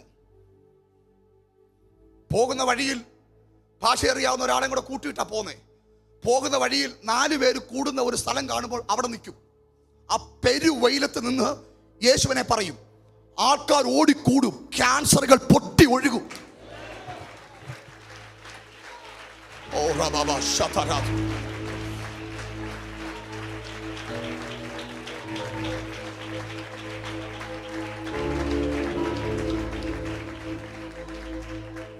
ക്യാൻസറുകൾ പൊട്ടി ഒഴുകുന്നു. തളർവാദ രോഗികൾ എഴുന്നേറ്റ് നടക്കുന്നു. എന്നിട്ട് അദ്ദേഹം പറഞ്ഞൊരു കാര്യമുണ്ട് കേട്ടോ. പാസ്, ഇത്രയും വർഷം ഞാൻ കേരളത്തിലും ഇന്ത്യയിലും പലയിടങ്ങളിൽ ശുശ്രൂഷിച്ചിട്ടും എൻ്റെ മിനിസ്ട്രിയിൽ ഇതിൽ ഒന്നും നടന്നിട്ടില്ല. പാഷക്കറി എന്താ കാര്യമൊന്നും ഞാൻ പറഞ്ഞില്ല. ഗ്രാമങ്ങളിൽ ചെല്ലുമ്പോൾ പാസ്റ്റർ റിജു കൊട്ടാരക്കര എന്ന് പറയാൻ അവിടെ ആരുമില്ല. ഹലോ, പാസ്റ്റർ റിജു കൊട്ടാരക്കര എന്ന് പറയാൻ ആരുമില്ല. പറഞ്ഞാൽ തന്നെ അവർക്കാരാ റിജു ആരാ കൊട്ടാരക്കര ആരാ?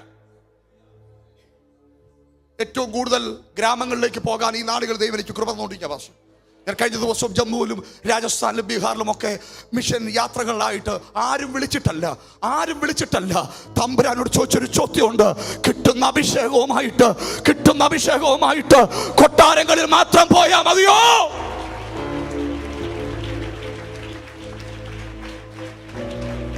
കൊട്ടാരങ്ങളെ ലക്ഷ്യമാക്കി മാത്രം കിട്ടുന്ന അഭിഷേകമായി പോയാൽ മതിയോ? കർത്താവ് എനിക്ക് തന്ന ജീവിത പങ്കാളി അനു, അവൾ ജനിച്ചു വളർന്നത് ഹിമാചലാണ്. മലയാളി ഫാമിലിയാ. ജനിച്ചു വളർന്നത് പഠിച്ചതെല്ലാം അവിടെയാ. മലയാളം അറിയത്തില്ലായിരുന്നു. കല്യാണം കഴിച്ചു വന്ന് പിള്ളേരൊക്കെ ഉണ്ടായി, ബാലപാഠമൊക്കെ മേടിച്ച് പിള്ളേരെ പഠിപ്പിച്ച് മലയാളം പഠിച്ചു തുടങ്ങി. സ്വത്രം പറഞ്ഞാട്ടെ, ഇപ്പൊ അത്യാവശ്യമൊക്കെ സംസാരിക്കില്ലയോ? അത്യാവശ്യമൊക്കെ അത്ര ക്ലിയർ അല്ലെങ്കിൽ അത്യാവശ്യമൊക്കെ സംസാരിക്കുന്നതിന്റെ കുഴപ്പമുണ്ട്. സ്വത്രം പറഞ്ഞാട്ടെ. ഹല്ലേലൂയ അല്ലേ? സ്തോത്രം. തമ്പുരാൻ പറഞ്ഞു ഇങ്ങനൊരാളെ കൂടെ തന്നതേ ഇവിടെ സ്വത്രം പറഞ്ഞിരിക്കണല്ല. ഈ കോവിഡ് സമയത്ത് എൻ്റെ പ്രസംഗമൊന്നും അവർക്കൊന്നും മനസ്സിലാകത്തില്ല. ഞാൻ സ്പീഡിൽ പ്രസംഗിച്ച. പക്ഷേ ഈ കോവിഡ് സമയത്ത് ഒരു അത്ഭുതം ചെയ്തു. എൻ്റെ പ്രസംഗം ട്രാൻസ്ലേഷൻ ഹിന്ദിയിൽ ഒറിജിനലായിട്ട് ചെയ്യാൻ ഒരു അഭിഷേകത്തെ ദൈവം പകർന്നു. എന്നിട്ട് ദൈവം പറഞ്ഞു, ഇനി നിങ്ങൾക്ക് ഒരു ചെലവുമില്ല, 2 ചപ്പാത്തി ഇച്ചിരി ഡാളും കൊടുത്താൽ മതി, കൂടെ വന്നോളൂ. മറ്റേതൊക്കെ പറഞ്ഞ ട്രാൻസ്ലേറ്റ് ചെയ്യാൻ ആൾ വേണ്ടേ പാസ്റ്റേ? ഇത് വെച്ച് 2 ചപ്പാത്തി ഒരു ഡാള് കറിയും കൊടുത്താൽ മതി, കൂടെ പോരും. സ്വത്രം പറഞ്ഞു യേശുവിൻ്റെ നാമത്തിൽ.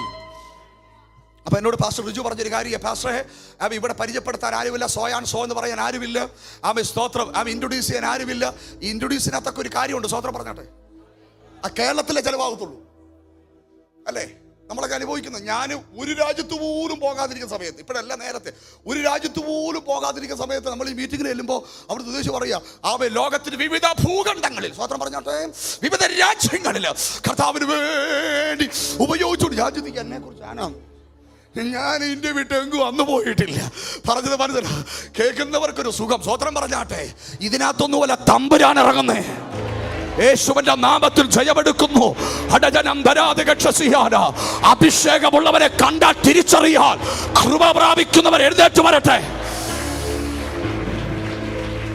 യേശുവിന്റെ നാമത്തിൽ കർത്താവെ അങ്ങക്ക് നന്ദി പറയുന്നു, അങ്ങക്ക് നന്ദി പറയുന്നു. അപ്പൊ എന്നോട് പാസ്റ്റർ റജി പറയുക, ഇത്രയും മിറക്കിൾസ് നടക്കാൻ കാര്യം എന്താണെന്ന് ഞാൻ കർത്താവിനോട് ചോദിച്ചപ്പോൾ അദ്ദേഹത്തോട് കർത്താവ് പറഞ്ഞെന്ന് സ്തോത്രം, ഇവിടെ വന്നപ്പോഴാണ് നീ ഇല്ലാതായത്, ഞാൻ വെളിപ്പെട്ടത്. നീ ഇല്ലാതായി, ഞാൻ വെളിപ്പെട്ടു.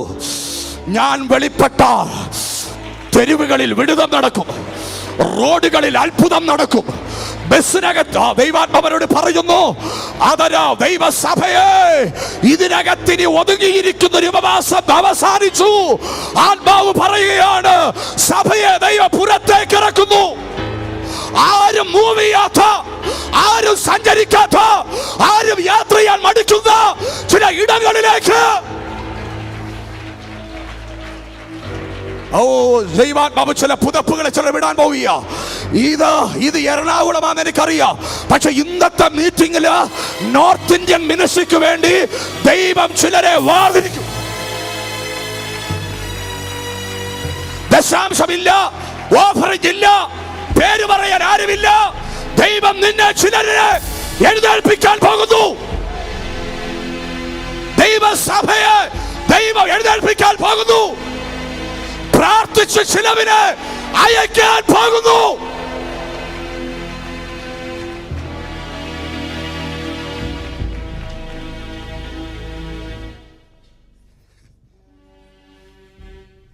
ഇത്ര കയ്യടി പോരാ. അമേരിക്കയ്ക്ക് പോകുന്നു പറഞ്ഞായിരുന്നു. ഇപ്പൊ ഇവിടെ ആരും ഇവിടെ ഇല്ലയോ? കേട്ടില്ലേ? സ്തോത്രം. ആരും പോകാനില്ലാത്ത സ്ഥലത്തേക്ക് ഒരു ഗ്രാമത്തിൽ ചെന്നു. പാസ്റ്ററെ, ഒരു ഗ്രാമത്തിൽ ചെന്നു. 100-300 പേര് മീറ്റിങ്ങിനുണ്ട്. ഒറ്റൊരുത്തിലെങ്കിലും ബൈബിളില്ല. 10-30 പാസ്റ്റർമാരുണ്ട്. 3 പേരുടെ കയ്യിലാണ് ബൈബിള്. അപ്പം എന്നെ കൊണ്ട് ഒരു മലയാളി പാസ്റ്റർ, ഞാൻ ചോദിച്ചു, ഇത് ബൈബിളില്ല ഇവർക്കൊന്നും? അതിന് ബൈബിൾ അറിയാൻ, ഭാഷ അറിയണ്ടേ? ഇവരിപ്പം പകല് മൊത്തം വയലായിരുന്നു, വൈകിട്ട് മുഖവും കഴുകി കയ്യും കാലും കഴുകി കയറിയിരിക്കുക ആ മുണ്ട് കൊടുത്തോണ്ട്. പല നോർത്ത് ഇന്ത്യയിലും പൊട്ടിട്ട് ഇതുപോലൊരു കമ്മ്യൂണിറ്റി ആദ്യമായിട്ടാണ്. അവിടെ എന്തോ പ്രസംഗിക്കണം, പൗലോസിനെയോ ഉച്ചയുടെ മണ്ടേ കൂടെ പോകും. അവിടെ എന്തോ പ്രസംഗിക്കണ്ടേ? 2 മണിക്കൂർ എന്തോ പറയണം. പകുതി എന്തായാലും എൻ്റെ വൈഫ് കൊണ്ടുപോകും സമയം. സ്വതന്ത്രം പറഞ്ഞു ട്രാൻസ്ലേഷൻ 1 മണിക്കൂർ പറയണ്ടേ? എന്നെ പറയൂ അവിടെ. ലോട്ട്സം പാസ്റ്റേ, ഞാൻ എഴുന്നേറ്റ് ചെയ്യുന്നു. അപ്പൊ കാണാതെ 2-3 പൊട്ട ഹിന്ദിപ്പാട്ട് 4 പേരെയും പഠിച്ചോണ്ടായി പോന്നേ. പിടിച്ചിരിക്കണ്ട പാസ്റ്റേ. പവിത്രാത്മാ മുझे ले जाओ यीशु की चरणों में. എഴുന്നേറ്റ്, കീബോർഡും ഇല്ല, ഒന്നുമില്ല. ആ മൈക്ക് എന്നൊക്കെ പറഞ്ഞ കൊട്ടൻ ചുക്ക തൈരക്കാര് പറയുന്ന മൈക്ക് പോലും അതിനേക്കാൾ നല്ലതാ. അടിയാന്ന് പറഞ്ഞ അളിയാന്നൊക്കെയാ കേൾക്കുന്നേ. എനിക്കൊപ്പം മനസ്സിലായത് സൗണ്ടിലോ മൈക്കിലോ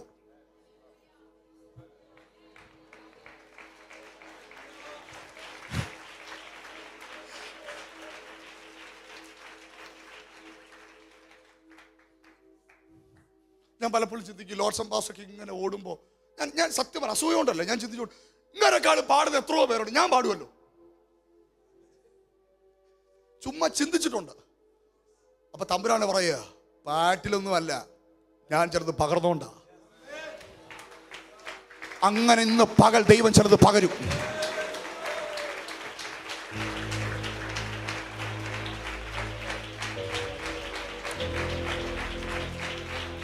ഹല്ലേലൂയ.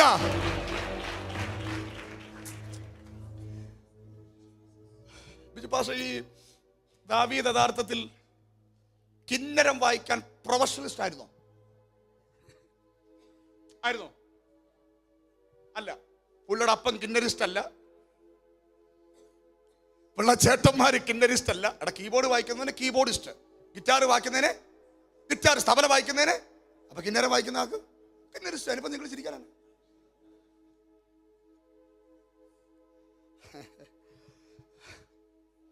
സ്തോത്രം. പക്ഷേ ശൗലിന്റെ അകത്തിരിക്കുന്ന ഇറങ്ങണമെങ്കിൽ താളവും മേളവും പാട്ടിന്റെ ഭംഗിയല്ല, അതിനേക്കാൾ വലിയത് അഭിഷേകം.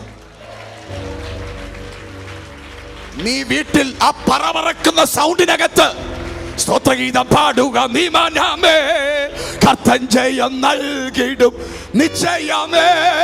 സ്തോത്രഗീതം പാടുക. നീ മനമേ കർത്തൻ ജയം നൽകിടും.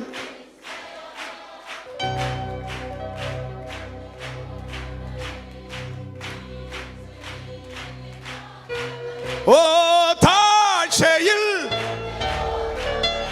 ഓ വീഴ്ചയിൽ, ഓ വിശ്വാസത്താലേ, ഓ താഴ്ചയാലല്ല വിശ്വാസത്താലേ.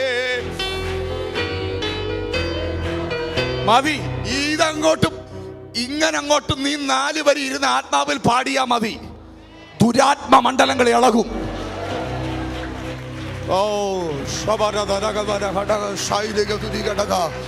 ഈ 17ാമത്തെ പകലിൽ മറഞ്ഞിരുന്നു കൊണ്ട് നിന്നെ കൈയടിപ്പിക്കുന്ന, മറഞ്ഞിരുന്നു കൊണ്ട് നിന്നെ അല്ലേനി പറയിപ്പിക്കുന്ന ദുരാത്മ വ്യാപാരങ്ങളെ ദൈവം കുത്തിയിറക്കും. Come out, come out, come out. Oh, Rabba Shata Rathari, Lamori Kisikariana. പ്രാർത്ഥിച്ചോ ഇന്ന് പകൽ. നമ്മൾ അറിയാതെ നമ്മുടെ മേൽ വാഴുന്നത് ഇന്ന് പകൽ ഇറങ്ങണം. അതിനെ വെച്ചോണ്ട് ഉപവാസം ആശീർവാദം പറഞ്ഞ് പോകണ്ട. നമ്മൾ അറിയാതെ നമ്മളിൽ വ്യാഴുന്ന ചില ദുരാത്മ സ്വാധീനങ്ങളെ 17ാമത്തെ പകലിൽ വെട്ടുമെന്ന് എന്നോട് പരിശുദ്ധാത്മാ പറയുന്നു, പറയുന്നു, പറയുന്നു, പറയുന്നു. Jesus name.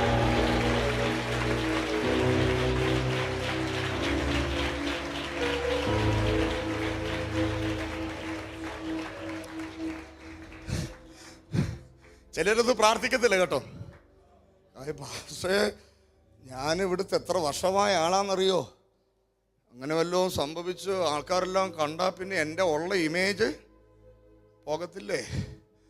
സ്തോത്രം പറഞ്ഞാട്ടെ. ഇപ്പം തമ്പുരാൻ ശരിയാ, നമ്മുടെ ഇമേജിനൊക്കെ ദൈവവും വലുതായിട്ട് കാണുന്നുണ്ട് അല്ലേ? മനുഷ്യൻ പിന്നെ ആ കണ്ടുകൊണ്ടേ ചിലപ്പോൾ എന്ത് ചെയ്യത്തുള്ളൂ. അതുകൊണ്ട് ദൈവം വേറെ രീതിയിലും ചെയ്യും. നമ്മൾ പോലും അറിയാതെ അങ്ങ് പോവും. ചിലർ മീറ്റിംഗ് കഴിഞ്ഞ് വന്ന് പറയാറുണ്ട്, പാസ് എന്തോ പോയത്, എന്തോ കുഞ്ഞമ്മ പോയതോ അല്ല പോയത്. അങ്ങനെ ഒരു ഫീലിംഗ് ഇവിടെ ഉണ്ടാകും. എന്നോട് കർത്താവ് പറയും, അങ്ങനെ ഒരു ഫീലിംഗ് ഉണ്ടാകും. എന്തോ അഴിഞ്ഞു പോയതുപോലെ ഇപ്പോൾ ഇപ്പോൾ ഇപ്പോൾ ഇപ്പോൾ ഇപ്പോൾ ഇപ്പോൾ ചില ശരീരങ്ങളിൽ നിന്ന് ചില രോഗബന്ധനങ്ങൾ അഴിഞ്ഞു പോയതുപോലെ, ചില ഭാരത്തിന്റെ കെട്ടുകൾ അഴിഞ്ഞു പോയതുപോലെ, ചില നിരാശയുടെ കുരുക്കുകൾ അഴിഞ്ഞു പോയതുപോലെ. റൈറ്റ് നൗ ഇത് ഞാൻ പറയുമ്പോൾ ആ പറഞ്ഞ വിഷയത്തിന് മേൽ പരിശുദ്ധാത്മാവിന്റെ കരം ഇപ്പോൾ വ്യാപരിക്കട്ടെ, വ്യാപരിക്കട്ടെ.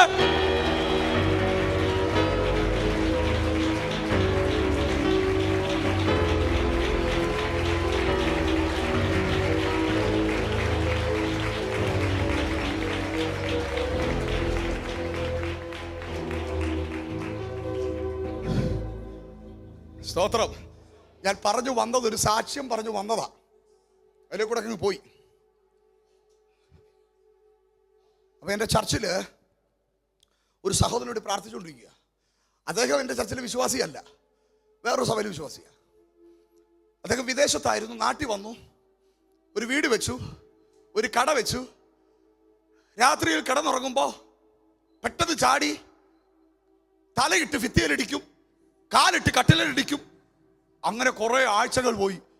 ഈ സഹോദരിക്ക് ഇതാരോടും പറയാൻ ഒരു അഭിമാന പ്രസ്റ്റിജിന്റെ വിഷയം. അപ്പൊ ലോഗോസിൽ നടക്കുന്ന ഉപവാസ പ്രാർത്ഥനയ്ക്കൊക്കെ ഈ സഹോദരി ഇടക്കിടയ്ക്ക് വരും. അപ്പോൾ ഒരു ദിവസം എന്നെ വിളിച്ചു പറഞ്ഞു, പാസ്റ്ററെ ഒരു കാര്യം ഷെയർ ചെയ്യട്ടെ, പക്ഷെ വേറെ ആരോടും പറയല്ല, ഞങ്ങളുടെ അഭിമാന വിഷയം. ഞാൻ പറഞ്ഞു, എന്നാ പറ്റി? എൻ്റെ ഹസ്ബൻഡ് ഇങ്ങനൊരു പ്രശ്നമുണ്ട്, എന്തോ സംഭവിക്കുന്നത് എനിക്കറിയത്തില്ല. അപ്പം കേൾക്കുമ്പോഴേ അറിയാമല്ലോ വിഷയം എന്താണെന്നുള്ള കാര്യം. ഞാനും എൻ്റെ കൂടെയുള്ള ദൈവദാസങ്ങളുടെ വീട്ടിൽ ചെന്നു. ഞങ്ങളിങ്ങനെ കസേരയിരുന്ന് സംസാരിച്ചുകൊണ്ടിരിക്കുമ്പോൾ സെയിം പ്രശ്നം. കാലിട്ടടിക്കുന്നു, തല ഭിത്തിയിലിടിക്കുന്നു, വലിയൊരു അന്തരീക്ഷം. അതൊരു 5 മിനിറ്റ് നിൽക്കും, പിന്നെ നോർമലാകും, പിന്നെ കാര്യം പറയും. കാര്യം പറഞ്ഞുകൊണ്ടിരിക്കുമ്പോൾ പിന്നെ ഇത് ഇങ്ങനെ വരും, ഒരു പ്രത്യേക രീതി. അപ്പം പലതും കണ്ടിട്ടുണ്ടെങ്കിൽ ഇത് ആദ്യമായിട്ടാ. പിന്നെ ഇടയ്ക്ക് ഇതെല്ലാം ചായ കുടിച്ചില്ലല്ലോ എന്ന് പറയും. നമ്മൾ ചായ കുടിക്കാൻ നേരത്തെ പിന്നെയും തല ഭിത്തിയിലിടിക്കും, ഒരു പ്രത്യേക രീതി. സത്യം പറഞ്ഞാൽ സ്വന്തം സഭയിലെ ഭൂതത്തെ ഇറക്കാൻ സമയമില്ല. പിന്നെ ഈ കേസും കൂടെ ഏറ്റെടുക്കാന്ന് പറഞ്ഞാൽ വലിയ പാടുള്ള, പ്രത്യേകിച്ച് ഈ ഭൂതശാന്തി ശുശ്രൂഷ ഒരുമാതിരി ഉള്ളവരൊന്നും ഇപ്പം സ്വന്തം സഭയിലൊക്കെ നമ്മൾ ചെയ്യും. കാര്യം ഇതെന്നൊക്കെ പറഞ്ഞാൽ കൊച്ചുകൾ കാര്യമൊന്നുമല്ല. അതുപോലെ പ്രതിസന്ധികൾ, വെല്ലുവിളികൾ ഉള്ളൊരു മണ്ഡലമാണ്. സ്വതന്ത്രം പറഞ്ഞാട്ടെ, ഞാൻ പലപ്പോഴും പറയും, പാസുമാരായ ഞങ്ങൾക്ക് ഏറ്റവും കൂടുതൽ പോരാട്ടം കൂടാനുള്ള കാരണം എന്താണെന്നറിയോ? നിങ്ങളാ. ഇവരാരും മിണ്ടത്തില്ല.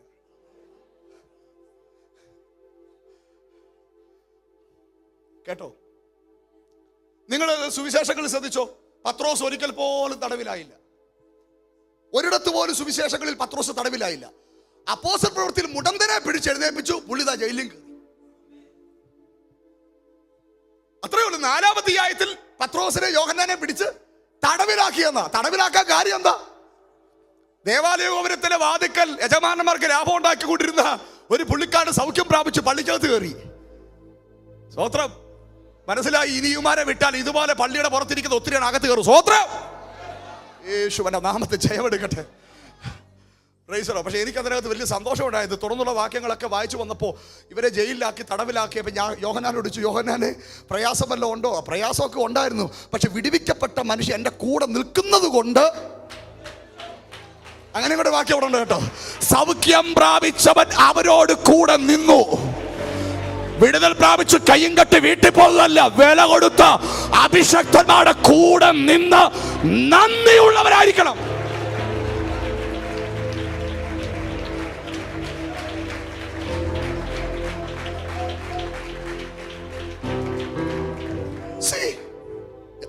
ഞാനൊരു പാസ്റ്റർ മോനായിട്ട് ജനിച്ചത് കൊണ്ട് ഒത്തിരി കാര്യങ്ങൾ അനുഭവത്തിൽ നിന്ന് മനസ്സിലാക്കിയത് കൊണ്ടും ഞാൻ ചില കാര്യങ്ങൾ പറയാം. പ്ലീസ്. ഉണർവ് മാത്രം പോരല്ലോ. സ്തോത്രം. സ്തോത്രം. ദൈവദാസന്മാരെ, ഞങ്ങളുടെ എല്ലാ ആദർശങ്ങളോടും എല്ലാ കാര്യങ്ങളോടും പൊരുത്തപ്പെട്ടു പോകാൻ ചിലപ്പോൾ എല്ലാവർക്കും പറ്റില്ലെന്ന് വരും. എല്ലാ നിയോഗങ്ങൾക്കും ആമേൻ പറയാൻ എല്ലാവർക്കും പറ്റില്ലെന്ന് വരും. പക്ഷെ ഒരു കാര്യം ഞാൻ ആത്മാവിൽ പറയാം, കർത്താവിന് ഇവിടെ നിൽക്കുന്ന അഭിഷക്തനോട് ചേർന്ന് നിന്നാൽ,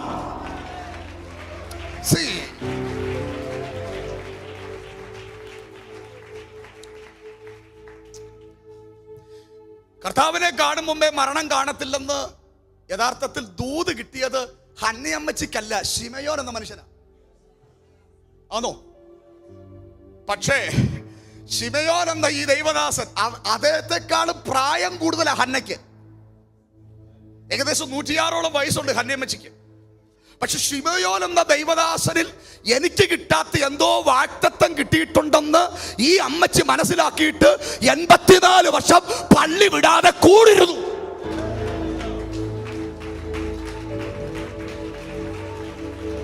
അപ്പൊ എന്താ സംഭവിച്ചതറിയോ? ശിമയോൻ കണ്ട യേശുവിനെ അവളും കണ്ടു.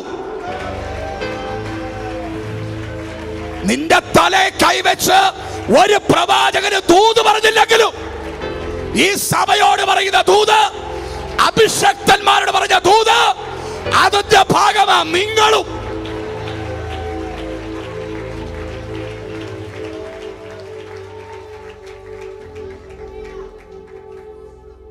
അല്ലേ വാസേ?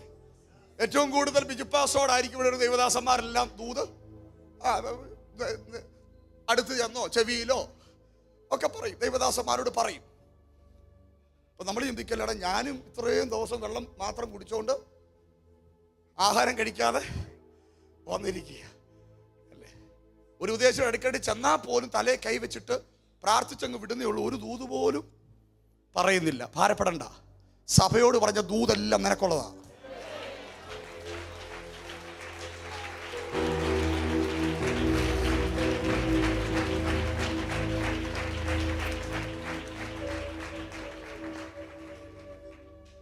ഞാൻ പറഞ്ഞൊരു കാര്യം ചെയ്യ്, ഇദ്ദേഹത്തെ ചർച്ച കൊണ്ടുപോകാം, നമുക്ക് അവിടെ ഇരുന്ന് പ്രാർത്ഥിക്കാം.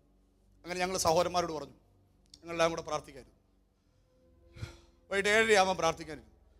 7:30, 8:30, 9:30, 10:30, 11:30, 12, 12:30 ആയപ്പോൾ ചെറുതായിട്ടൊന്ന് പോകാം, അത്ര പോരാ പുള്ളിക്ക്, പോകാം. പിന്നെയും പോകത്തില്ല. പല പ്രാവശ്യമായി ക്ഷീണിച്ച് കുഴഞ്ഞ് വെള്ളം കുടിച്ച് എൻ്റെ ഇടപാട് വളരെ ടയർഡായി. അവസാനം പണ്ടൊരു ഭാഷ പറഞ്ഞ പോലെ നീ പോകുന്നു അല്ലെ ഞാൻ പോവും എന്ന് പറയേണ്ട അവസ്ഥ എത്തി. പിന്നെ ഇട്ടിട്ട് പോകാനൊരു മടി. പിന്നെയും ദൈവമേ എന്തെങ്കിലും ചെയ്യപ്പാ, എന്തെങ്കിലും ചെയ്. അപ്പൊ എന്നോട് പറയുക, എനിക്ക് പോകണമെന്നൊക്കെ ഉണ്ട്, പോകാൻ പറ്റുന്നില്ല. ഞാൻ ചോദിച്ചു എന്നാ പോകാൻ പറ്റാത്ത? അതെന്റെ വീട് പണി നടക്കുന്ന സമയത്ത് ആ പണിതുകൊണ്ടിരിക്കുന്ന ഒരാള് ആ വലതുഭാഗത്തെ ഭിത്തിക്കകത്ത്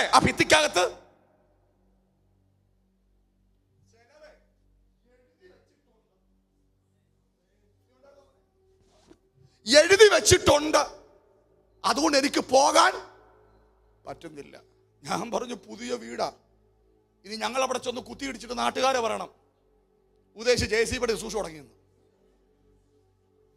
പോയി കള്ളപ്പിച്ചാതെ എന്നെ പേരുദോഷം കേൾപ്പിക്കാൻ ആവശ്യത്തിന് പേരുദോഷമുണ്ട്. സ്തോത്രം പറഞ്ഞാട്ടെ, സ്തോത്രം. അപ്പഴ പെട്ടെന്ന് അകത്ത് ദൈവാത്മാർ ദൂതന്മാരെ എന്തിനാ തന്നേക്കുന്നേ കണ്ടോണ്ടിരിക്കുക. അവര് ആദ്യമായിട്ട് അങ്ങൊരു കാര്യം ചെയ്യുന്നേ. ഞാൻ പറഞ്ഞു ഗബ്രിയേലേ, വലിയ കമാൻഡ് ചെയ്തൊന്നും വിളിക്കാനുള്ള ധൈര്യമില്ല, ഇറങ്ങുമെന്നത് ഉറപ്പ്.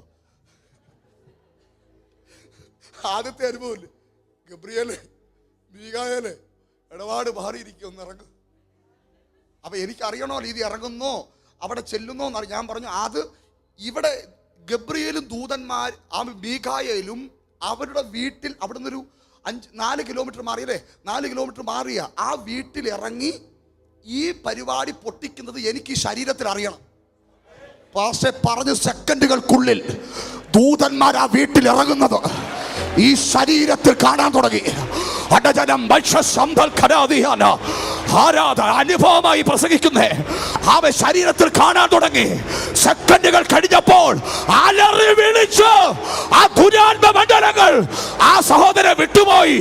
ഈ ദൂത് ഞാൻ പറയുമ്പോൾ തന്നെ ആദ്യമായിട്ട് ഒരു സ്ഥലത്ത് ഈ സാക്ഷി ഞാൻ പറയുന്നേ യേശുവിന്റെ നാമത്തിൽ ഇന്നലെ കർത്താവ് ചെയ്തത് പറഞ്ഞ് കയ്യടി മേടിക്കാൻ എനിക്ക് ഇഷ്ടമല്ല. പക്ഷെ തമ്പുരാനോട് പറയുക, ദൂതന്മാർ അങ്ങനെ ചിലവ് ഇവിടെ ചെയ്യും.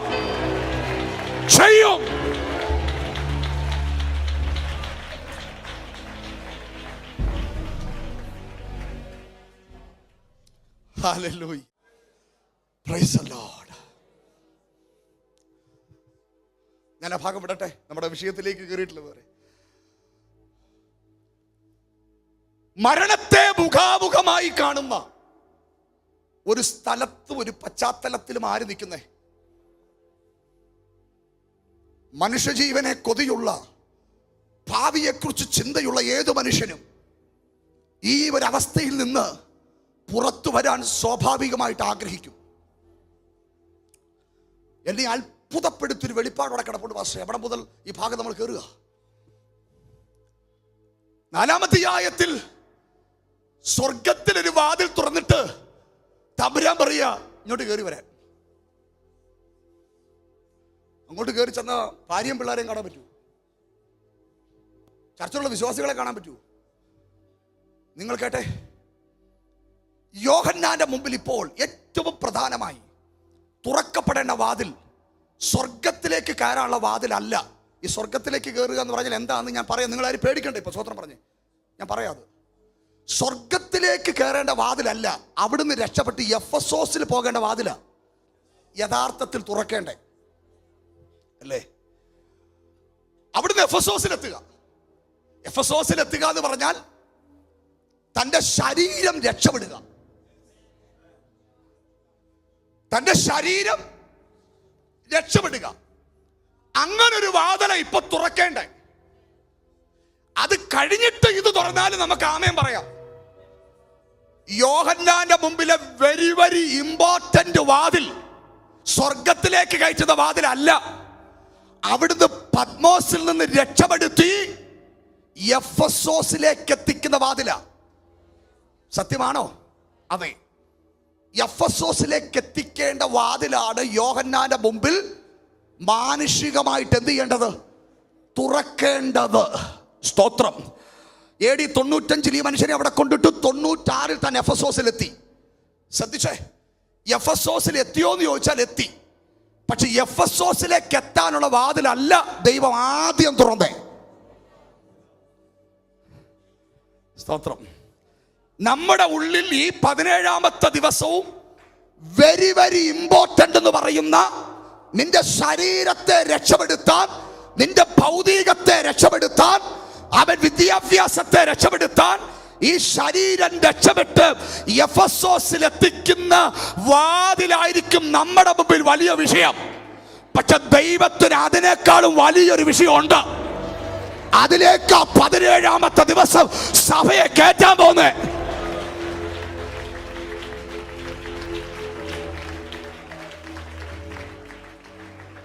നിങ്ങളെല്ലാവരും ഈ ദൂത് മനസ്സിലാക്കണമെന്ന് വലിയ ആഗ്രഹമുണ്ട് എനിക്ക്. യഥാർത്ഥത്തിൽ ഈ മനുഷ്യൻ എഫെസോസിലേക്ക് ചെന്നോ?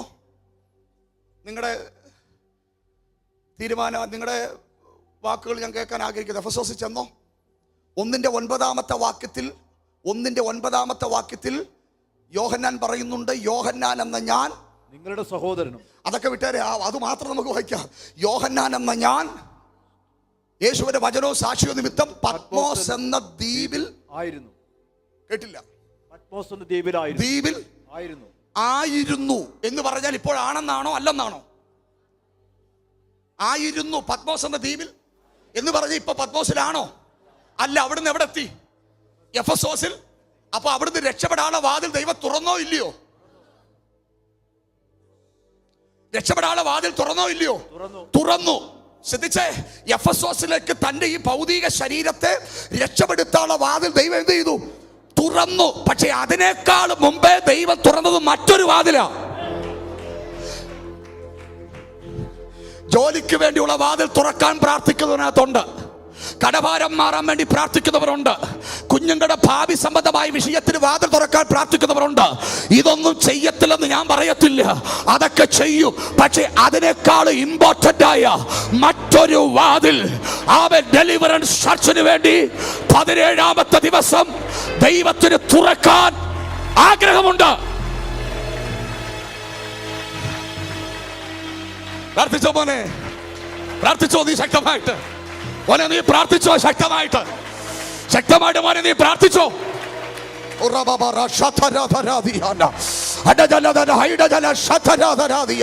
പ്രാർത്ഥിച്ചോ മോനെ? ദൈവം നിനക്ക് വേണ്ടി നീ ചിന്തിക്കുന്നതിനേക്കാളും നീ നനക്കുന്നതിനേക്കാളും അപ്പുറമായിട്ടുള്ളത് നിനക്ക് വേണ്ടി തുറക്കുന്ന ഒരു കരം ഞാൻ കാണുന്നുണ്ട്. എവിടെങ്കിലും നീ അടഞ്ഞു വെക്കുകയാ, പക്ഷെ തമ്പുരാൻ പറയുകയാ, ഈ ഉപവാസത്തിൽ അത് സംഭവിക്കും. ഇന്ന് പകൽ അത് സംഭവിക്കും.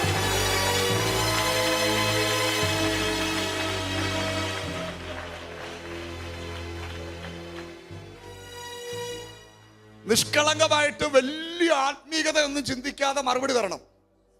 ജോലിയുടെ വാതിൽ തുറക്കാൻ പ്രാർത്ഥിക്കുന്ന ഒരു കരം ഉയർത്തിയാട്ടെ. ജോലിയുടെ വാതിൽ നന്നായിട്ട് പോകുന്നത് നാണക്കേടുള്ള കാര്യമാണ് ഈ പറഞ്ഞേ. സാമ്പത്തിക ബുദ്ധിമുട്ടുകളുടെ വാതിൽ തുറക്കാൻ പ്രാർത്ഥിക്കുന്ന ഉയർത്തിയേ. ഞാൻ വിചാരിച്ചു എല്ലാവരും ബുക്ക് വായിക്കുന്നു. കുഞ്ഞുങ്ങളുടെ ഭാവി സംബന്ധമായ വിഷയത്തിന്റെ വാതിൽ തുറക്കാൻ പ്രാർത്ഥിക്കുന്നവർ, ശുശ്രൂഷയുടെ യാത്രാ സംബന്ധമായ വാതിൽ തുറക്കാൻ പ്രാർത്ഥിക്കും. ഞാൻ കഴിഞ്ഞിട്ടാ ബുക്ക് ചെയ്യാം.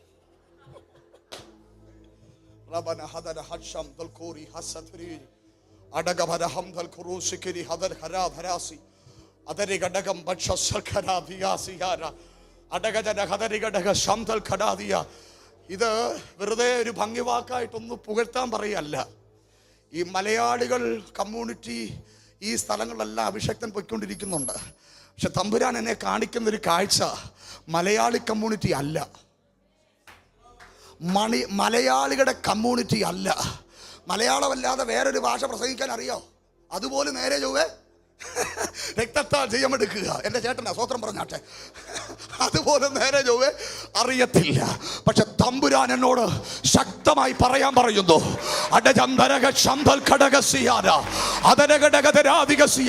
കൈയടി കേൾക്കാൻ പറയല്ല, തമ്പുരാൻ പറഞ്ഞ ദൂത് എനിക്ക് ഉറപ്പാണ്.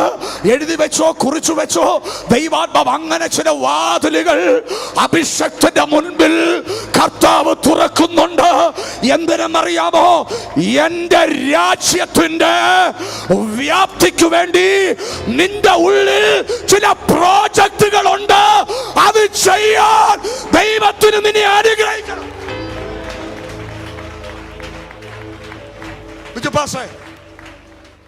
ദൈവരാജ്യത്തിന്റെ വ്യാപ്തിയോടുള്ള ബന്ധത്തിൽ ചില പ്രോജക്റ്റുകളുണ്ട്.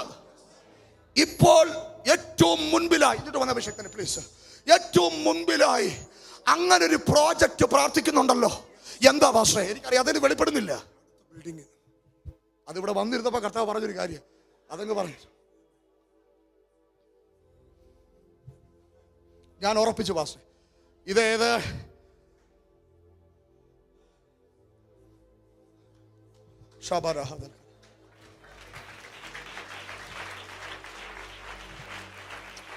ഞാന് പ്ലീസ്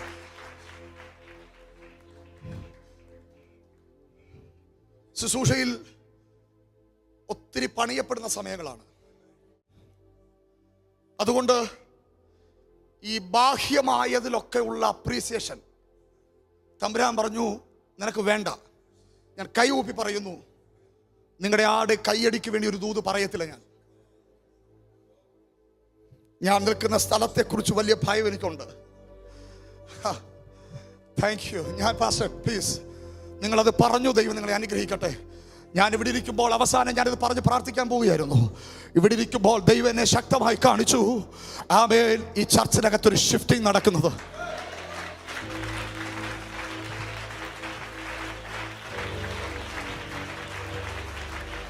എല്ലാവരും കരങ്ങളൊന്നും ഉയർത്തിയ ദൈവഭോഷ്ക പറയത്തില്ല.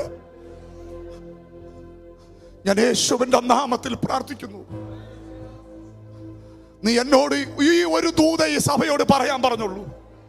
ഇനി എന്തെങ്കിലും വെളിപ്പെടുത്തിയാൽ ഞാൻ പറയും.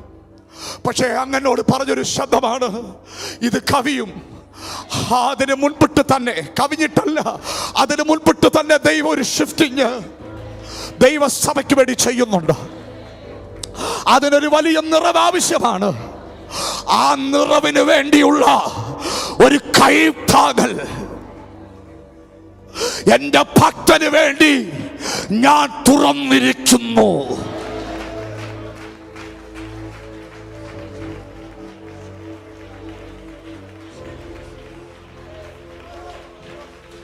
ആ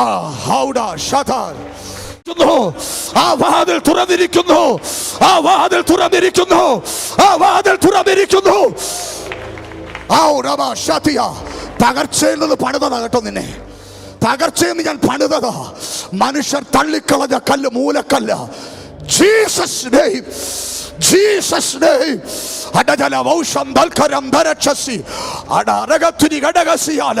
അസാധാരണ ധൈര്യം തന്ന് കേട്ടോ. അസാധാരണ ധൈര്യം തന്നു. മരിക്കണമെങ്കിൽ മരിക്കും. അതരഘടക സന്തൽ പൗഡവശസിയാന പാതൽ ഘടകസിയാന അതരഘടക സത്തോരിയ. മറ്റൊരു ദൂതുണ്ട്. ഇത് കഴിയുമ്പോൾ എൻ്റെ അടുത്തൊന്ന് പറയണം. മറ്റൊരു ദൂത് പറയാനുണ്ട് എനിക്ക്. യേശുവിന്റെ നാമത്തിൽ വാതിലുകൾ കർത്താവ് തുറക്കട്ടെ. വാതിലുകൾ ദൈവം തുറക്കട്ടെ. വാതിലുകൾ ദൈവം തുറക്കട്ടെ. വാതിലുകൾ ശുശ്രൂഷയെ സ്വപ്നം കണ്ട് മടക്കുക. നിന്റെ പ്രാർത്ഥനയിൽ വേറെ ഒന്നുമില്ല. നീ ഇത്രയും ദിവസം എന്നോട് കരഞ്ഞതും അതാ.